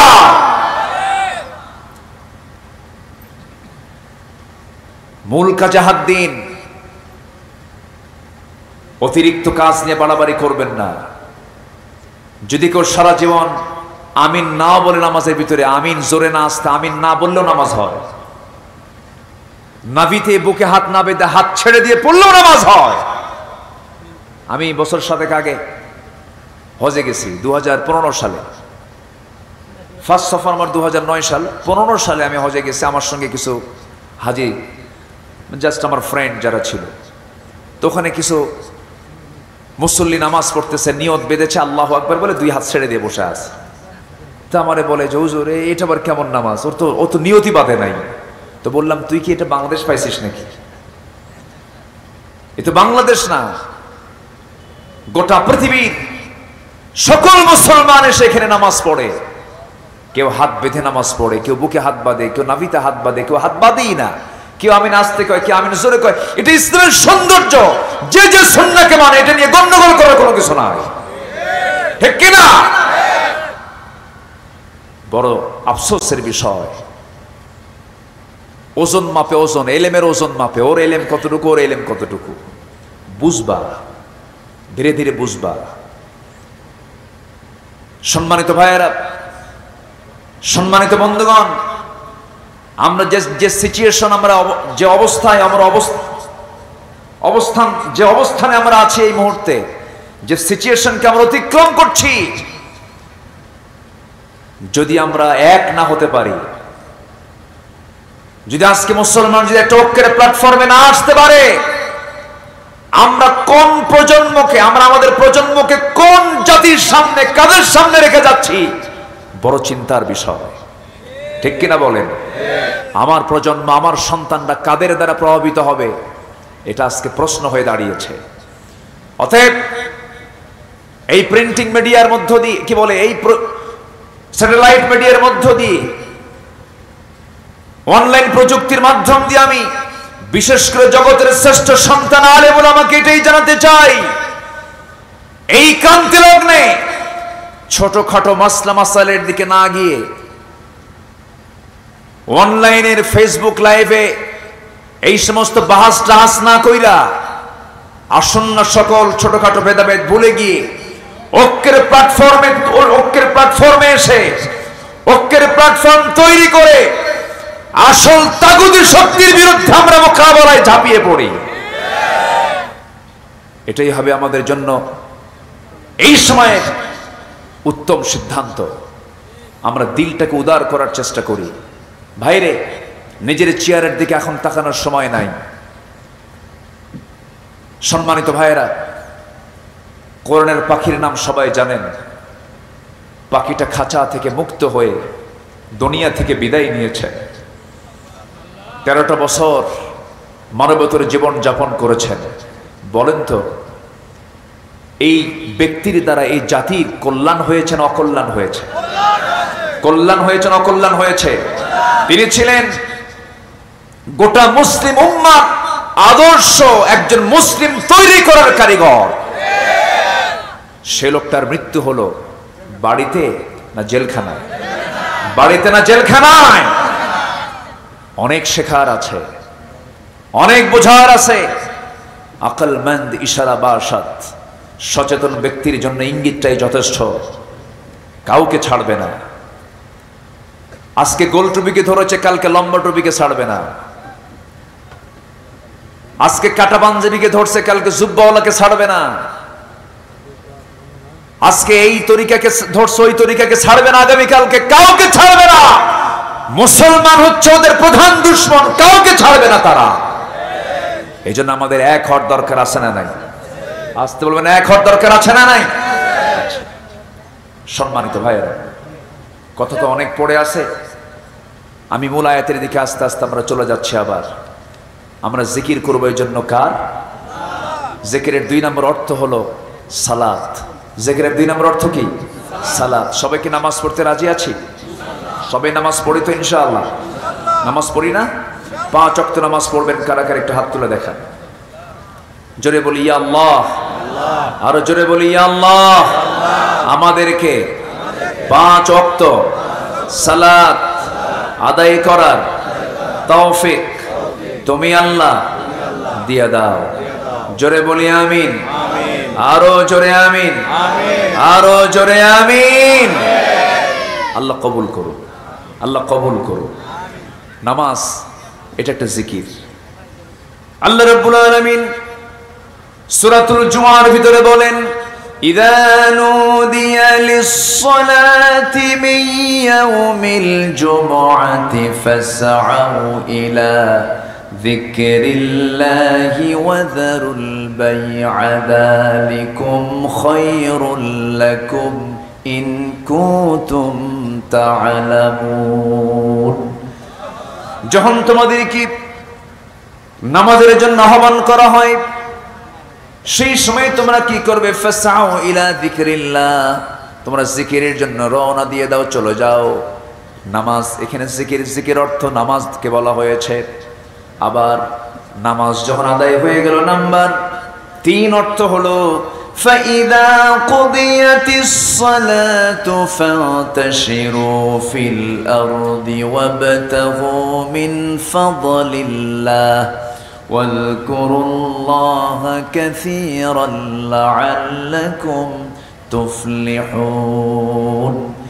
যখন নামাজটা আদায় হয়ে গেল, নামাজ আদায় হওয়ার সঙ্গে সঙ্গে তুমি নামাজ শেষ করে বাইরে বের হবে, সেই সময় জেনে রাখবে আযকুরুল্লাহ কাসীরা, সেই সময় তুমি আল্লাহর জিকিরটা আরো বেশি করে করবে। কারণ নামাজ শেষ হলে তুমি ব্যবসার জায়গায় এসে বসবে, ওজন করার সময় তুমি স্মরণ করবে কাকে? আল্লাহকে স্মরণ করলে ওজনে কম দেবে না সমান দেবে? আসতে কবে না, ওজনে কম দেবে না সমান দেবে? দেওয়ার সময় সমান দেবে, নেওয়ার সময়ও সমান নেবে, বেশি নেওয়ার চেষ্টা করবে না। এটা আল্লাহর জিকির। এটা কি আল্লাহর জিকির? আমরা জিকির মানে কি উল্টা পাল্টা বুঝি, অথচ আল্লাহ রাব্বুল আলামিন জিকির বলতে কি বুঝায় দিচ্ছেন? বান্দা শোনো, সমস্ত হুকুম হাকাম মানতে গিয়ে আমার হুকুমকে মানবে, এটাও তোমার জন্য জিকির। আল্লাহ তাআলা আরেক জায়গায় বলছেন, ইন্না ফি খালকিস সামাওয়াতি ওয়াল আরদি ওয়া ইখতিলাফিল লাইলি ওয়ান নাহার লাআয়াতিন লিউলিল আলবাব الذين يذكرون الله قياما وقعودا وعلى جنوبهم ويتفكرون في خلق السماوات والأرض ربنا ما خلقت هذا باطلا سبحانك فقنا عذاب النار জোরে বলুন আল্লাহু আকবার। আসমান এবং জমিন সৃষ্টিতে দিন এবং রাতের আবর্তনে যারা চক্ষুষ্মান, যারা সচেতন, তাদের জন্য বহু শিক্ষা আছে, নিদর্শন রয়েছে।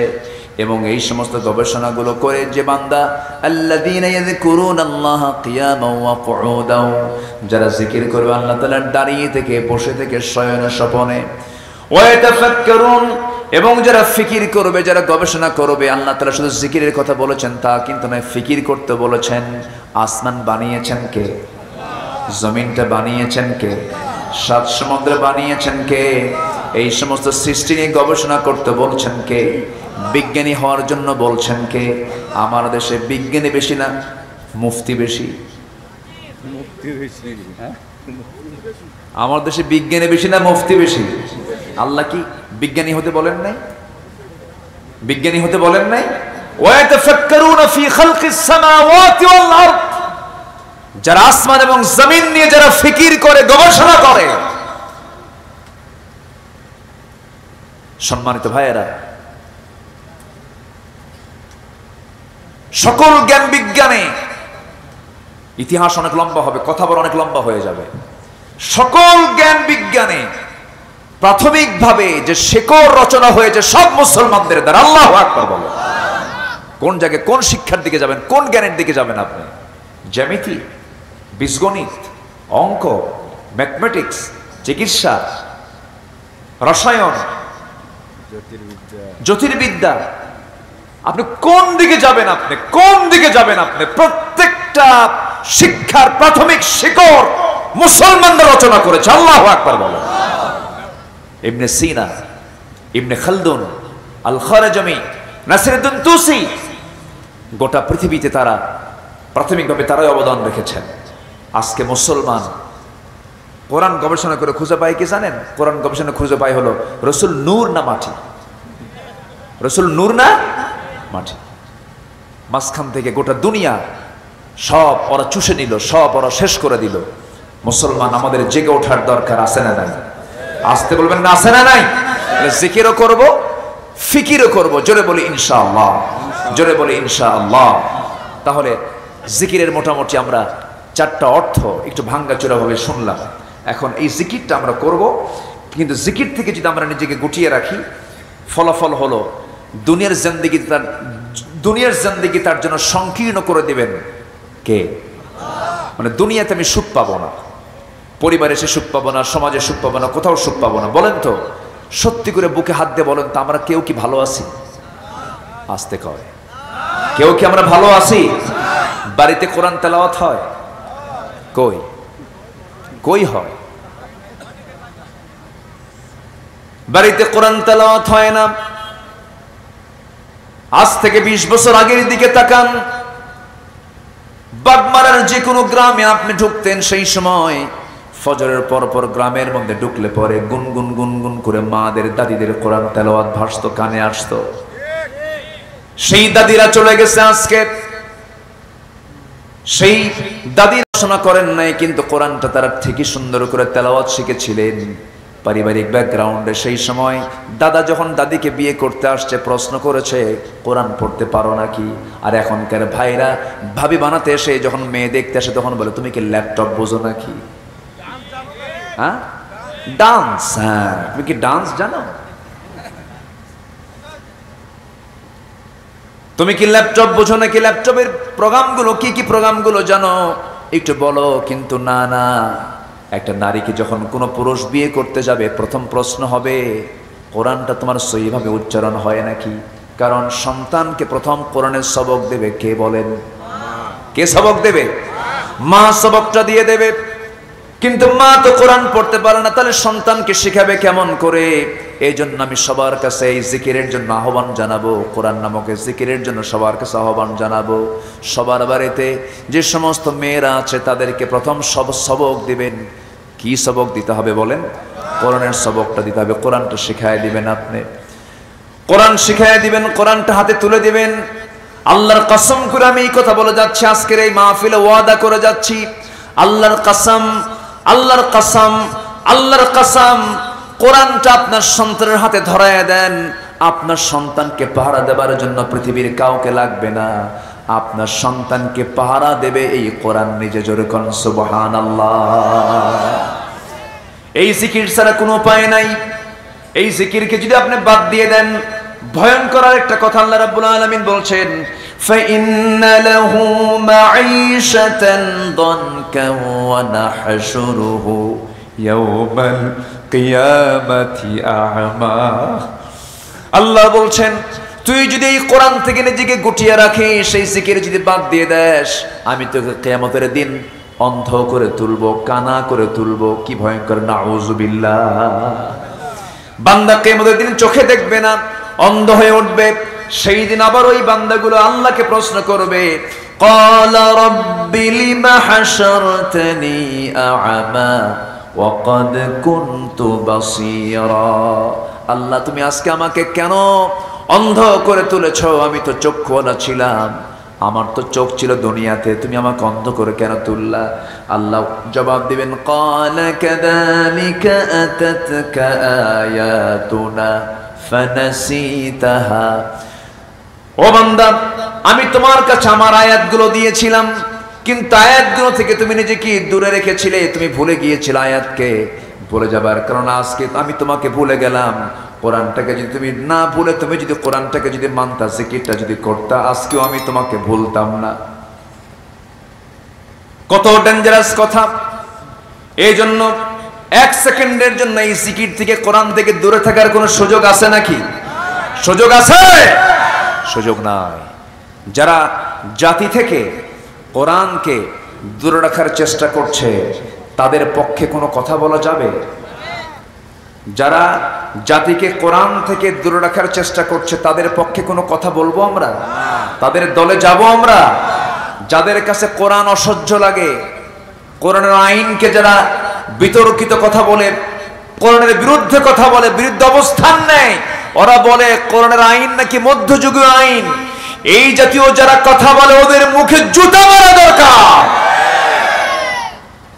সম্মানিত ভাইয়েরা, সম্মানিত বন্ধুগণ, আমরা ইমানের ইমানে যদি সমৃদ্ধি আনতে চাই, এই জিকিরের দরকার সবার পড়া, সবার আগে, সবার আগে আমরা কোরআনটা শুনবো, কোরআন পড়বো, কোরআন মানবো, কোরআন বুঝবো, কোরআন আন্দোলন করব, কোরআনের আইন সমাজে বাস্তবায়ন করার জন্য আমরা আন্দোলন করব।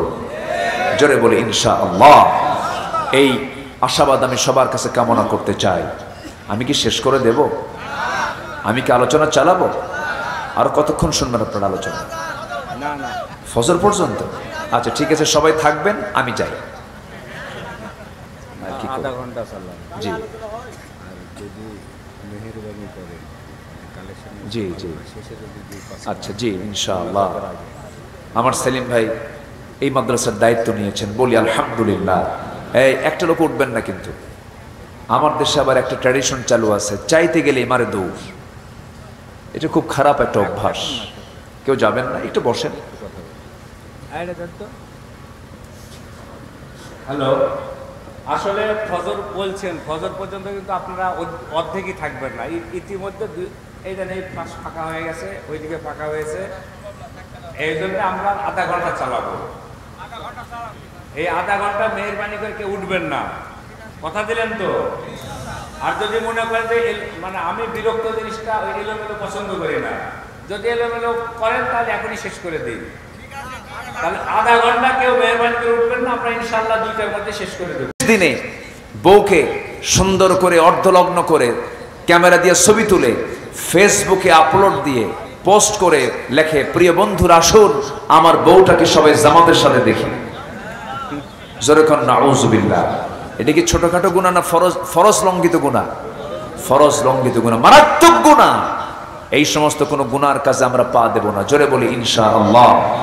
আমার বাড়িতে আমার মেয়ে, আমার স্ত্রী, আমার মা, আমার বোন, তাদের দিকে আমাদের খেয়াল করার দরকার আছে না নাই? আসতে বলবেন না, আছে না নাই? তারা পর্দা করবে না, আমি হব দায়ুস। আমি হব কি? দায়ুস হয়ে যাব। আর দায়ুস লা ইয়াদখুলুল জান্নাহ, দায়ুস কখনো জান্নাতের গন্ধ পাবে না। তাহলে ওরা করবে অপরাধ, এটার দায় নিতে হবে আমাদের। এজন্য ভাই হিসাবে, স্বামী হিসাবে, তারপরে কি বাবা হিসাবে অবশ্যই আমাদের দায়িত্ব সবার জন্য, সবার মধ্যে আছে না নাই বলেন তো? আছে। আল্লাহ তাআলা পর্দার বিষয়ে একাধিক আয়াত কোরআনে কারীমের মধ্যে দিয়েছেন। আখিরাতের প্রস্তুতি নেওয়ার জন্য বিশেষ করে ফরজ লঙ্ঘিত কোনো গুনাহ, বিশেষ করে 5 ওয়াক্ত নামাজ মাদেরকে সুন্দর করে বুঝায়া বলবেন। যে স্ত্রী আপনার নামাজ না পড়ে আপনার রান্না বান্না তৈরি করবে, আপনি একটা চাপ দিয়ে ফেলবেন, দেখো বেনামাজের হাতের রান্না আমি খাবো না। যদি আপনি সিরিয়াস হয়ে যান, দেখবেন আপনার পরিবার এমনি ঠিক হয়ে গেছে, বলি আলহামদুলিল্লাহ। কিন্তু কিছু কিছু স্বামী আছে বউকে বেপর্দায় রাখাটাকেই পছন্দ করে। আসতে বলে আসে না নাই বলেন তো? আসে না? আচ্ছা, এটা নোংরামি, এটা অত্যন্ত নোংরামি কাজ, বেহায়া মানুষের কাজ এগুলো আমরা করব না। নাম্বার 2 হলো নিয়তের বিশুদ্ধতা আমরা আনবো। যে কোনো কাজ আমরা করব আগে নিয়ত থাকতে হবে, আমি কার জন্য করছি। আসতে বলবেন না, কার জন্য করছি?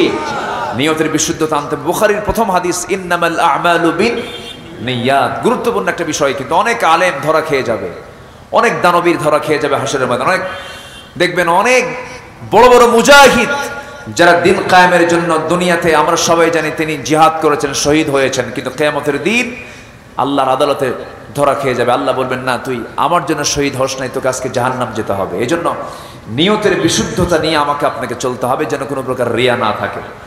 নাম্বার 3, ব্যক্তিগত জীবনে নবীর ব্যবহারিক জিন্দেগির অনুসরণ করতে হবে এবং জীবনের সকল জায়গায় সবচাইতে সবসময়ের জন্য খুব কাছে আনতে হবে একটা মডেল। তিনি হচ্ছেন মুহাম্মদুর রাসূলুল্লাহ। মুহাম্মদুর রাসূলুল্লাহ সাল্লাল্লাহু আলাইহি ওয়াসাল্লামকে, রাসূলকে ধ্যানে জ্ঞানে চিন্তা চেতনায় আমাদেরকে লালন করতে হবে। রাসূলকে স্বপ্নে দেখার মতো মানুষকে পৃথিবীতে নাই? আসতে বলে, আসতে বলে, আছে না নাই? আপনার কি দেখার শখ হয় না? সবার কি দেখার শখ আছে? সবাই কি রাসূলকে দেখতে চান? কিন্তু রাসূলকে দেখা কি খুব সহজ? খুব সহজ না। এর জন্য কিছু আমল দরকার আছে না নাই? কিছু মানসিকতার দরকার আছে না নাই? সিদ্ধান্তের দরকার আছে না নাই? আচ্ছা, আমরা জানি এই পৃথিবীতে নবীদের পরে সাহাবীদের মর্যাদা। সাহাবীদের মর্যাদা কেন আল্লাহ তাআলা এত দিয়েছেন? আমি আমার ভাঙ্গাচোরা যে স্টাডি আমি করেছি, আমার কাছে মনে হয়েছে সাহাবীদের মর্যাদা সবচেয়ে বেশি হওয়ার 1 নম্বর কারণ হলো সকল সাহাবী তারা রিয়েলি তাদের নিজের জীবনের চাইতে রাসূলকে বেশি ভালোবেসেছেন। জোরে বলি আলহামদুলিল্লাহ। আমিও যদি ইমানের দাবি অনুযায়ী আমার জীবনের চাইতে রাসূলকে বেশি মহব্বত করতে পারি, ভালোবাসতে পারি, অবশ্যই আমার সম্মান, আমার মর্যাদা আমার আল্লাহর কাছে অনেক বেশি হয়ে যাবে। বলি আলহামদুলিল্লাহ। সাহাবে কেরাম খুব ভালোবাসতেন। ছোট্ট একটি ইতিহাস আমার মনে পড়ল। আমি মূল আলোচনার পয়েন্টগুলো আমি শেষ করে ফেলেছি, কারণ অনেক রাত হয়েছে। তো আমার ভাই যেহেতু বললেন কিছু কথা, আমি একটু শেষের দিকে একটু বাড়িয়ে বলছি। একজন সাহাবী ছিলেন আমার নবীজির খুব প্রিয় সাহাবী। রাসূল তাকে খুব ভালোবাসতেন এবং তিনি রাসূলকে খুব ভালোবাসতেন। আমার নবীজির জীবনে 2টা জায়গায় সবচেয়ে বেশি খাবার কষ্ট তিনি পেয়েছিলেন। একটা হলো মক্কার জিন্দেগিতে থাকা অবস্থায় যখন তায়েফে গিয়ে যখন কালিমার দাওয়াত দিতে গেছিলেন, একটানা 3 দিন 3 রাত তার পেটে পানি পর্যন্ত যায় না। আরেকটা হলো জিহাদের ময়দান, সেটা হলো 3 নম্বর যুদ্ধ বদর উহুদ, এরপরে কি বদর উহুদ খন্দক। খন্দকের যুদ্ধকে হাসাবের যুদ্ধ বলা হয়। তো খন্দকের পরীক্ষা খনন করার সময় আমার রাসূল নিজে কোদাল হাতে নিয়েছিলেন। 1 দিন 2 দিন 3 দিন না 4 দিন পর্যন্ত আমার নবীজি এই খন্দকের পরীক্ষা খনন করতে গিয়ে একদিকে কোদাল মারার কাজ, পরীক্ষা খননের কাজ, ওইদিকে খাবারের সংকট চরম, কোনো খাবার ছিল না, পানি ছিল না। একটানা 4 দিন পর্যন্ত রাসূল না খাওয়া। এমনকি রাসূল কাউকে না জানায়া ক্ষুধার যন্ত্রণা সহ্য করতে না পেরে কাপড়ের নিচে পেটের সাথে তিনি পাথর পর্যন্ত বেঁধেছিলেন। কেউ দেখে নাই, কিন্তু একজন খুব কাছের সাহাবী রাসূলের পেটে পাথর বেঁধেছেন, উনি দেখে ফেলছেন। আমার নবীজি পেটে পাথর বেঁধেছেন, কেউ দেখে নাই, কিন্তু ওই সাহাবী দেখে ফেলে চোখের পানি আটকাতে না পেরে কানে কানে এসে বলছেন, হুজুর আপনি সবার চোখ ফাঁকি দিতে পেরেছেন, কিন্তু আপনি আমার চোখটা ফাঁকি দিতে পারেন না, আপনি আপনার পেটে পাথর বেঁধেছেন। রাসূল বললেন, জাবির রে তুমি আমাকে কেমন করে দেখলে, কেমন করে জানলে?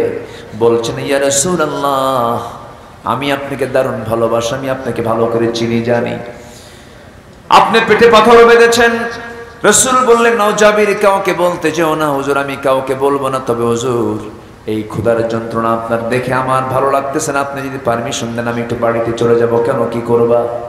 আমি গরিব মানুষ, ছোট্ট একটা ছাগল আমার বাড়িতে আছে, ছাগলটা জব করব, আপনাকে খাওয়াইয়া দেব, আপনি যদি অনুমতি দেন আমি যেতে পারি। যাও, অনুমতি দিয়ে দিলাম, চলে যাও।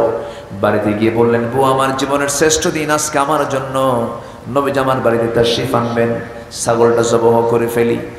ছাগলটা জবহ করা হলো, 5 থেকে 6 কেজি ওজনের ছাগল জবহ করলেন। আমার নবীজির এই প্রিয় সাহাবী স্ত্রীকে লক্ষ্য করে বলছেন, আমার স্ত্রী সুন্দর করে রান্না বান্না করো, আমার জীবনের শ্রেষ্ঠ দিন আজকে, রাসূল আমার বাড়িতে তাশরীফ আনবেন। বউ স্বামীকে ডাক দিয়ে বলছে, স্বামী আমার, সাহাবী তো অনেক, মুজাহিদ তো অনেক, ছোট্ট একটা ছাগল তুমি এখন গিয়ে রাসূলকে কানে কানে শোনায় দাও, রাসূলকে লুকায় লুকায় আমার বাড়িতে নিয়ে আসো, নচেত মেহমানদারি কিন্তু আমরা করতে পারবো না। সাইয়েদনা জাবের বইয়ের পরামর্শ নিয়ে নবীর কাছে গেলেন, কানের মধ্যে মুখ ঢুকায় বলছেন, হুজুর রান্না বান্না হয়ে গেছে, ছোট্ট ছাগল কাউকে বলা যাবে না, আপনি আস্তে করে নিয়ে আপনাকে নিয়ে চলে যাব। আমার নবীজি মুস্কি হাসি মেরে বলছে, জাবের রে তোমার কি মনে হয় আমার না খাওয়া সাহাবী থুইয়া আমি রাসূল একা কি তোমার বাড়িতে যে খাবার খাবো? তোমার কেটে মনে হয় নাকি এমন নেতা আমি নই, এমন নেতৃত্ব আমি তৈরি করি নাই, আমার কর্মীগুলো না খেয়ে থাকবে, আমি পেট উদর পূর্তি করে খাবো, এটাও কখনো হতে পারে না। কর্মীও খাবে, আমিও খাবো, কর্মীও খাবে না, আমিও খাবো না। এই কথা বলে নবীজি দাঁড়িয়ে গেলেন। দাঁড়িয়ে গিয়ে বলছে, সাহাবীরা তোমরা জানো কিনা জানি না, আমার জাবের আমাকে তার বাড়িতে দাওয়াত দিয়েছে, আর আমি রাসূল তোমাদের সবাইকে দাওয়াত দিলাম, চলো জাবেরের বাড়িতে দাওয়াত। সুরকান সুবহানাল্লাহ। সাইয়েদনা জাবেরের চোখ মুখ ছোট হয়ে গেছে। রাসূলকে বলছেন, হুজুর এত বড় মুসিবতে পড়ে গেলাম, দিলাম দাওয়াত আপনাকে, 5 কেজি 6 কেজি ওজনের ছাগল, আপনি 600 জন সাহাবীকে দাওয়াত দিলেন, আমি এখন কি করব? এখন আমি তো চরম বেকায়দায় পড়ে গেলাম। রাসূল বললেন, জাবের আমি কি একা যেতে পারি? আমি সবাইকে দাওয়াত দিয়েছি, তুমি কোনো চিন্তা করো না, বান্দা যার রিজিকের দায়িত্ব তার। একটু আস্তে করুন সুবহানাল্লাহ, এটা জোরে বলেন সুবহানাল্লাহ। আমার নবীজি চুপ মেরে গেলেন, বললেন, জাবের তুমি বাড়িতে চলে যাও। সাইয়েদনা জাবেরকে বাড়িতে পাঠিয়ে দেওয়া হলো। বাড়িতে সেই স্ত্রীকে বলছেন, স্বামী আমার স্ত্রী তোমার কথা মতো রাসূলকে কানে কানে গিয়ে বললাম, কিন্তু কাম তো হলো না, রাসূল মাইক দিয়ে সবাইকে বলে দিয়েছেন, এখন কি করা যায়? বউটাও বলে ফেলতেছে, আমার স্বামী জাবের চিন্তা করবেন না, বান্দা যা রিজিকের দায়িত্ব তার। জোরে বলেন সুবহানাল্লাহ, আরো জোরে সুবহানাল্লাহ। আল্লাহ কি পারেন না? আসতে বলবেন, আল্লাহ কি পারেন না? আল্লাহ অবশ্যই পারেন। কোনো চিন্তা করবেন না আমার স্বামী, মেহমান আসা মানে আমাদের জন্য বরকত। মেহমানকে কখন আমরা বরকত শূন্য মনে করব না, বরকতের মাধ্যম মনে করব। রাসূল নিয়ে আসবেন, কোনো সমস্যা নেই, আল্লাহর ফয়সালা, আল্লাহই ফয়সালা করে দিবেন। আমার নবীজি রওনা দিলেন, রওনা দিয়ে দরজা পর্যন্ত চলে আসলেন, বলছেন জাবের তুমি কোথায়, এদিকে আসো, তোমার বউকে আমার সালাম জানায় দাও, তোমার বউকে আমার সালাম জানিয়ে বলে দাও যে হাড়িতে রান্না বান্না করেছে সে হাড়ির ঢাকনা যেন না টান দেয়, এবং যেই পাত্রে রুটিগুলো বানায় রেখেছে সেই রুটির পাত্রের ঢাকনা যেন না টান দেয়। আজকে বন্টন করার জন্য আমি কাউকে দায়িত্ব দেব না, আমি রাসূল নিজে সব সাহাবীর হাতে হাতে আমি রুটি আর গোশতগুলো পৌঁছায় দেব। জোরে কোন সুবহানাল্লাহ। যারা খাবার বন্টন করে তাদেরকে এলাকায় কি বলে? সাগীদার। আচ্ছা যাই হোক, যেটাই বলুন, তাহলে আমার রাসূল সেদিন কি হয়ে গেলেন? সাগীদার হয়ে গেলেন। নেতা কাকে বলে দেখেন, সুবহানাল্লাহ বলবেন না? আল্লাহু আকবার। যুদ্ধে আগে, পরিবেশন আগে, এবং রাসূল সবাইকে আগে খাওয়ায় দিলেন। আল্লাহু আকবার বলেন। আর আমার দেশের লিডার গুলো দেখেন, হ্যাঁ, অনলাইনে যুদ্ধ হয়। কোন লাইনে? অনলাইনে। হ্যাঁ, এই তো বুঝে নেন, সবাই তো জানতেছেন। সম্মানিত ভাইয়েরা, বিশ্বনবী জনাবে মুহাম্মদুর রাসূলুল্লাহ বদরে সবার পড়ানো সবার আগে, উহুদে সবার পড়ানো সবার আগে, খন্দকের সবার আগে না সবার পরে? সবার আগে, সবার আগে রাসূল। নেতৃত্ব কেমন করে দিতে হয় শিখিয়েছেন মুহাম্মদ সাল্লাল্লাহু। অনলাইনে বক্তব্য, হ্যাঁ, অনলাইন বক্তব্য দিয়ে জাতির পরিবর্তন করা যাবে না। জাতির পরিবর্তনের জন্য নেতা হয়ে জনগণকে সাথে নিয়ে রাস্তায় থাকতে হবে, রাজপথে থাকতে হবে। শিখিয়েছেন মুহাম্মদ সাল্লাল্লাহু। বদর আমাকে এটাই শিখায়, উহুদ আমাকে এটাই শিখায়, খন্দক আমাকে এটাই শিখায়। আমার নবীজি সব সাহাবী কিনে দরজায় হাজির হলেন, পাতিলের কাছে চলে গেলেন, বিসমিল্লাহ বলে ফু দিলেন। নবীজির মুজিজা প্রকাশ পেয়ে গেল। আমার নবীজি নিজে চামচ দিয়া সেই হাড়ি থেকে গোশতগুলো বন্টন করলেন, রুটিগুলো বন্টন করলেন। 5 কেজি 6 কেজি ওজনের ছাগল দিয়া 600 সাহাবীর খাবার খাওয়া হয়ে গেছে। জাবেরের বাড়ির হাড়ির ছাগলের গোশত এক চুল পরিমাণ কমে নাই। সুবহানাল্লাহ। রাসূল খুব ভালোবাসতেন সাহাবীদেরকে, সাহাবীরা রাসূলকে খুব ভালোবাসতেন। আমরা রাসূলকে জীবনের চাইতে বেশি ভালোবাসবো। জোরে বলি ইনশাআল্লাহ। ভালোবাসা মানে হলো রাসূলের যত সুন্নাহ আছে, রাসূলের যত আদর্শ আছে, সে আদর্শকে আমরা লালন করব, এবং আদর্শের বিরুদ্ধে যারা কথা বলবে গলা চিপে ধরব। ঠিক আছে না? এটাই হচ্ছে মোহাব্বত, এটাই হচ্ছে ভালোবাসা। আল্লাহ তুমি সবাইকে এই বিষয়গুলো আমল করার তৌফিক দিয়ে দাও। জোরে বলি আল্লাহুম্মা আমিন। আরো জোরে আল্লাহুম্মা আমিন। সম্মানিত ভাইয়েরা, নাম্বার 4 হলো আখিরাতের প্রস্তুতির জন্য শিরক এবং বেদাতের সংস্পর্শে আমরা যাব না। ইমানের গুণগত দিকটা খেয়াল রাখবো, চারিত্রিক সৌন্দর্যের ভিতরে একটা পূর্ণতা নিয়ে আসবো। জোরে বলি ইনশাআল্লাহ। সূরা তাওবার 112 নম্বর আয়াত, সূরা মুমিনুন 1 থেকে 10, সূরাতুল আহজাব 10 নম্বর আয়াত, সূরাতুল ফুরকানের 17টা হুকুম, সূরা বাকারার 177 নম্বর আয়াত, এরপর সূরা বনী ইসরাঈলের 14 দফা। এই সমস্ত আয়াতগুলোকে আমাদের জীবনের একমাত্র অবলম্বন হিসেবে আমরা গ্রহণ করব। জান্নাতে যাবার প্রস্তুতি, আখিরাতের প্রস্তুতির জন্য এই সমস্ত হুকুমগুলো মেনে চলে যথেষ্ট। বলি আলহামদুলিল্লাহ। সম্মানিত ভাইয়েরা, অনেক রাত হয়েছে, আমি কেমন করে বলি আপনি যাবেন না? আপনি যাবেন তো, এখন যাওয়ার তো